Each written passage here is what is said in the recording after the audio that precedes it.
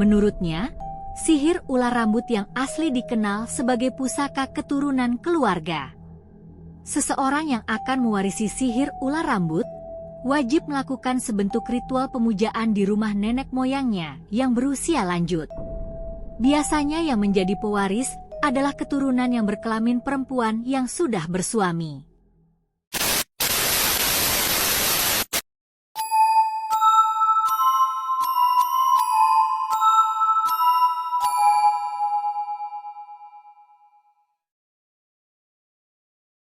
Assalamualaikum warahmatullahi wabarakatuh. Kembali lagi bersama saya di channel Danger Zone. Jadi di segmen Kismis Kisah Misteri kali ini saya menceritakan tentang ganasnya sihir ular-ular rambut. Sebelum masuk ke ceritanya, alangkah baiknya kalian dukung channel kami dengan cara subscribe, like, comment, and share ke teman-teman kalian semua, agar kami lebih semangat lagi untuk membuat video-video yang lebih menarik lagi. Oke, tanpa banyak basa-basi kita gas ke ceritanya. Kismis Kisah Misteri dimulai.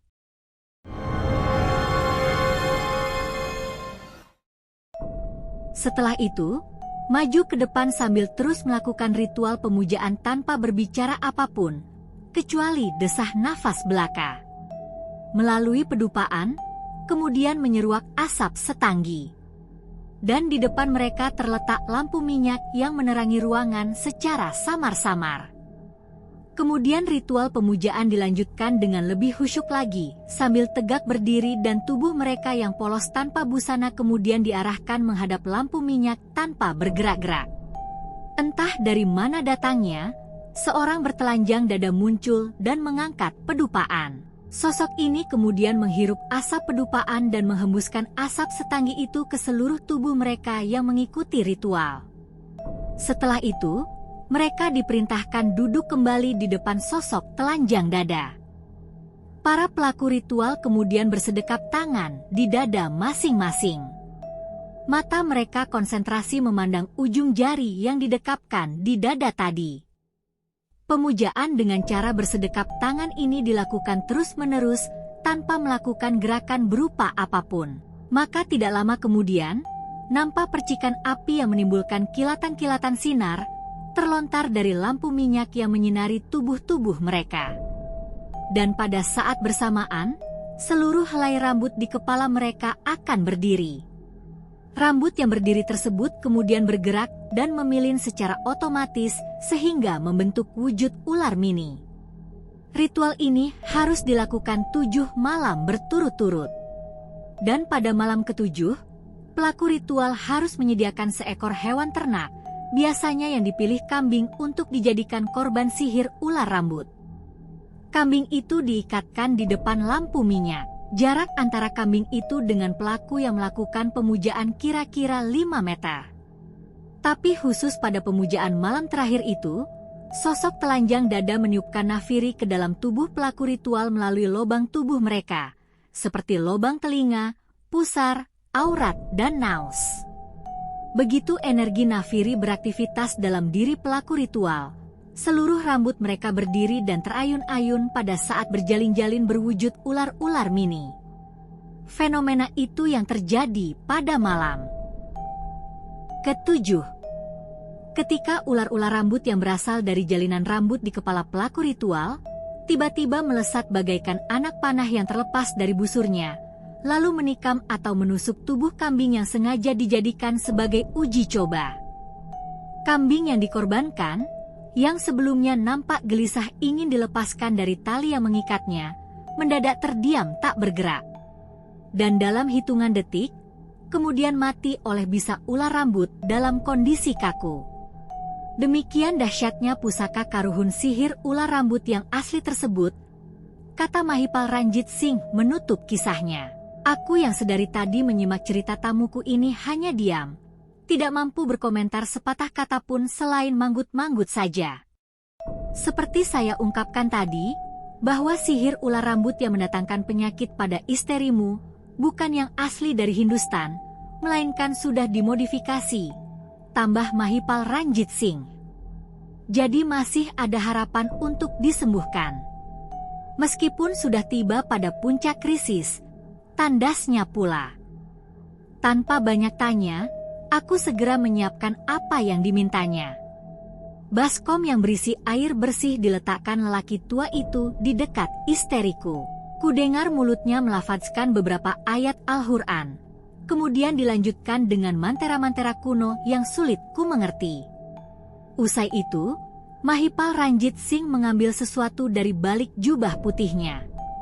Rupanya sebentuk piring porselin kecil antik yang kemudian dicelupkannya ke dalam air di baskom.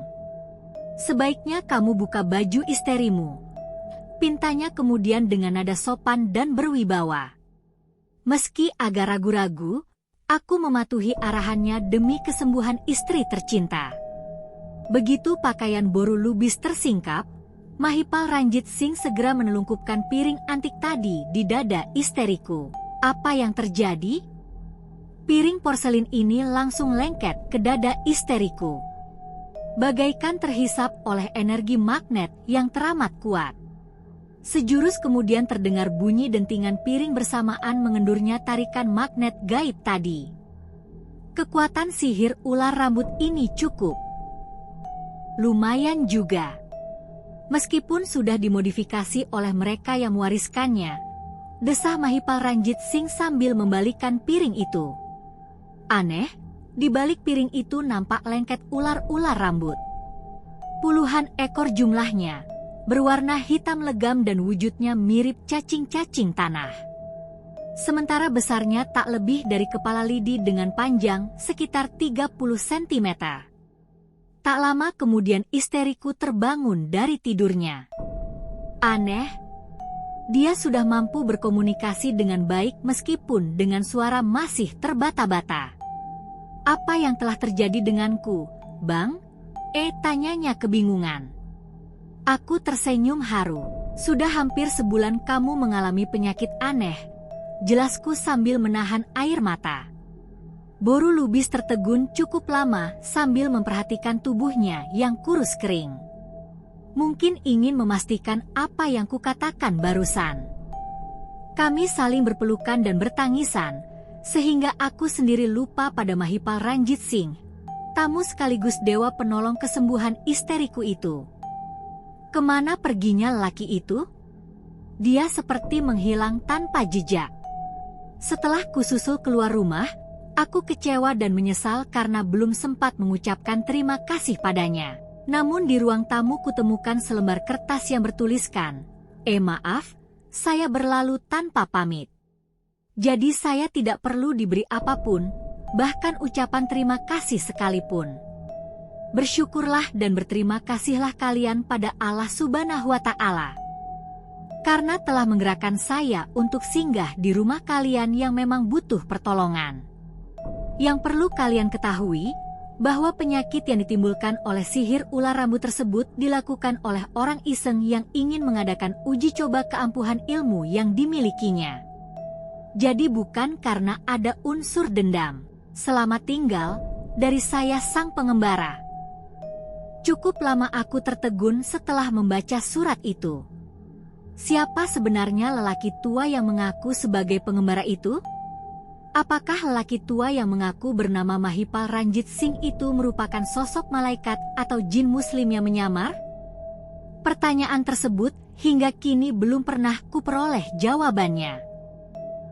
Aku hanya heran, karena tamu ini belum melihat kondisi isteriku yang masih terbaring lemah dalam kamar tidur, namun sepertinya sudah mengetahui bagaimana keadaannya. Boleh saya menjenguk si sakit? Tanyanya dengan nada santun. Kalau memungkinkan, saya ingin membantu kesembuhannya. Ia melihat aku mengangguk-angguk, dia langsung berdiri dan kuantar masuk ke kamar tidur kami. Hanya sebentar saja dia memperhatikan isteriku, kemudian mengajakku keluar kembali dan duduk di kursi tamu. Dugaan saya benar. Isterimu terkena sihir ular rambut yang ganas. Dan kalau tidak ditolong dengan cepat, akan menyebabkan kematian, tuturnya pula. Untuk meyakinkan diriku, tamu yang sering kupanggil, Tuan, ini kemudian berkisah tentang sejarah keberadaan sihir ular rambut.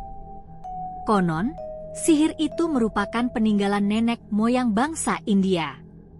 Agaknya, saudara-saudara dari negeri Hindustan yang datang ke Indonesia sempat mewariskan kepada warga setempat setelah dimodifikasi sedemikian rupa, sesuai dengan situasi dan kondisinya.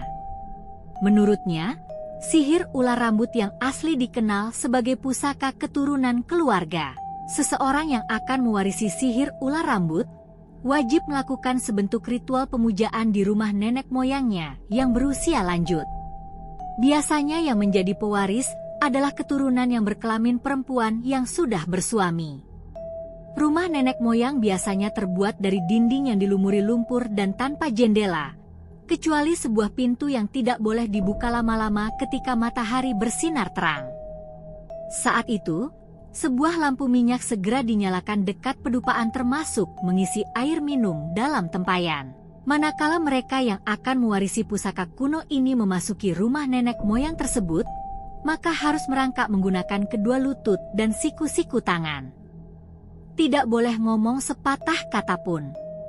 Semua dilakukan melalui isyarat. Begitu berada di dalamnya, mereka yang akan mewarisi sihir ular harus melepaskan semua pakaian yang melekat di tubuhnya, lalu duduk bersila. Oke, mungkin segitu saja cerita yang bisa kami sampaikan. Mudah-mudahan dapat menghibur kalian semua. Dan jangan lupa ikuti kami terus ya. Wassalamualaikum warahmatullahi wabarakatuh.